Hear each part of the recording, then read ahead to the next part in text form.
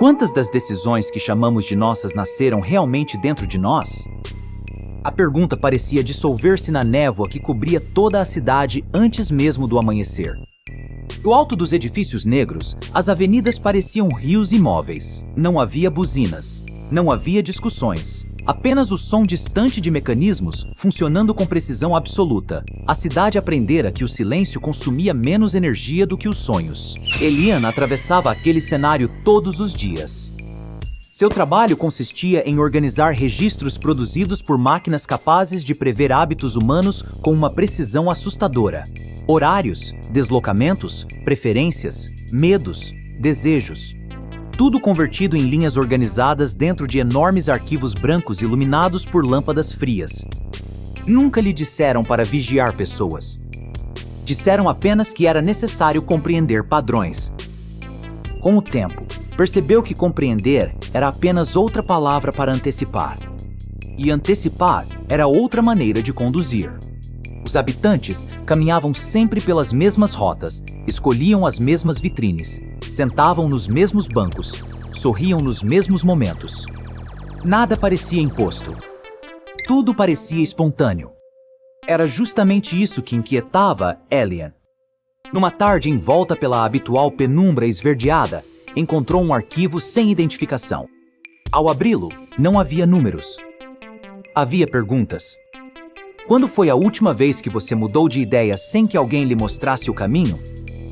Você ainda reconhece sua própria voz quando o ambiente fica em silêncio? Quem lucra quando você deixa de perguntar? As palavras pareciam deslocadas daquele universo onde tudo precisava produzir eficiência. Elian tentou localizar a origem do documento. Nenhum registro existia. Como se jamais tivesse sido escrito. Naquela noite decidiu abandonar o trajeto habitual. Foi a primeira escolha verdadeiramente inesperada que tomou em muitos anos. A cidade mudou imediatamente. Não porque os prédios fossem diferentes, mas porque ele finalmente os observava.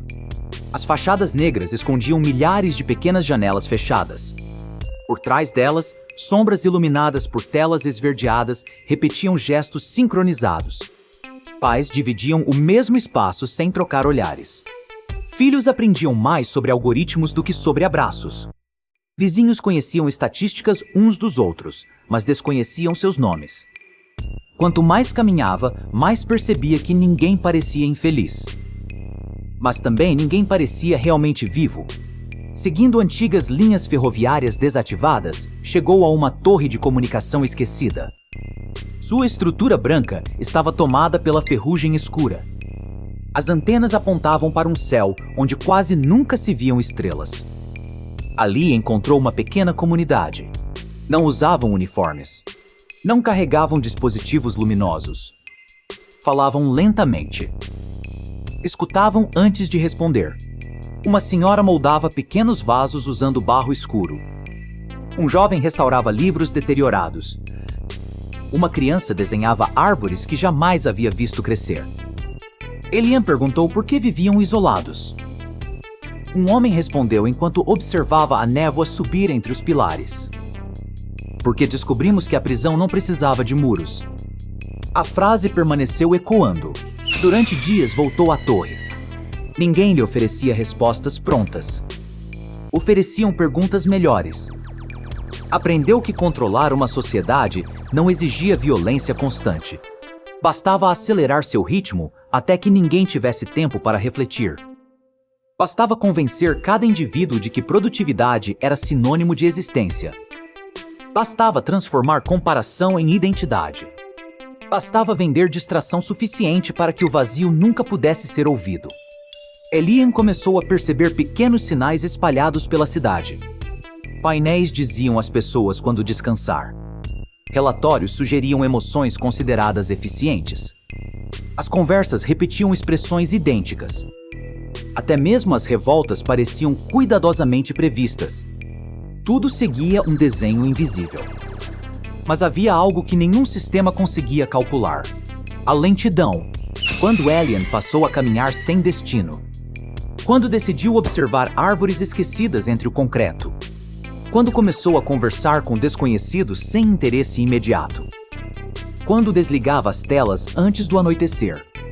Quando voltava a escrever à mão. Algo mudou. Primeiro nele. Depois ao redor. Uma mulher passou a sentar diariamente no mesmo banco onde ele lia antigos cadernos.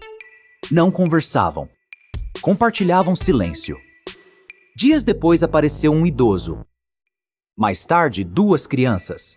Sem perceber, aquele pequeno espaço tornou-se um lugar onde pessoas voltavam a olhar umas para as outras. Nenhuma revolução foi anunciada. Nenhuma transmissão interrompeu a programação da cidade. Nenhum líder surgiu. As mudanças eram quase invisíveis. Um padeiro passou a entregar pães a famílias que enfrentavam dificuldades sem registrar a ação em qualquer sistema. Uma professora trocou parte das avaliações por debates. Um motorista reduziu a velocidade para admirar o nascer da luz branca entre a névoa. Gestos simples. Difíceis de medir. Impossíveis de automatizar. As máquinas continuavam funcionando. Os grandes edifícios permaneciam erguidos. A névoa verde escura ainda cobria avenidas e praças. Nada havia sido destruído, mas algo deixara de obedecer. Não eram as estruturas. Eram as consciências. Elian compreendeu então que jamais encontraria um único responsável pelo desgaste daquele mundo. A cidade não havia sido construída apenas por decisões de poucos. Também fora mantida por milhões de pequenas desistências. Cada vez que alguém deixava de perguntar. Cada vez que aceitava uma rotina que negava sua própria humanidade.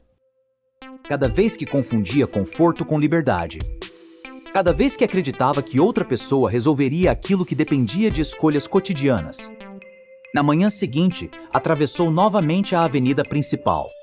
Os mesmos prédios negros. A mesma arquitetura monumental. A mesma névoa verde. Mas agora enxergava pequenas diferenças.